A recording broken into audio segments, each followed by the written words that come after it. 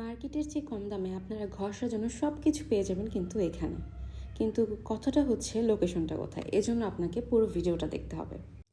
বাইরের দোকান কিংবা শোরুমগুলোতে কিন্তু সেম জিনিসগুলো আমাদের কাছ থেকে অনেক বেশি দাম নিয়ে থাকে, কিন্তু আপনারা এখানে রিজনেবল প্রাইসে ঘর সাজানোর সব কিছু পেয়ে যাবেন। এখানে ছোট বাচ্চাদের খেলনা এবং মাটির সব ধরনের জিনিস কিন্তু আপনারা পেয়ে যাবেন। মাটির জিনিসগুলো প্রাইস মূলত এই ছোট বাটিগুলো 50 টাকা থেকে শুরু হয়, কিন্তু তারপরও আপনারা দামাদামি করে নেবেন। সেদিন ক্যারি করার জন্য আমি অনেক কিছুই কিনতে পারিনি, যেগুলো কিনেছি ওগুলো আমি আরেকটা ভিডিওর মাধ্যমে দিয়ে দিব। এখানে আপনারা বিভিন্ন ধরনের ফুলদানি সহ গাছ পেয়ে যাবেন, এগুলো চাইলে আপনারা আলাদাও নিতে পারেন আবার একসাথেও নিতে পারেন। আর এই মাটির পানির বোতলটা আমার কাছে অনেক ইন্টারেস্টিং লেগেছে। এছাড়াও আপনারা মেয়েদের বিভিন্ন ধরনের ব্যাগ বা জুয়েলারিও পেয়ে যাবেন এখানে।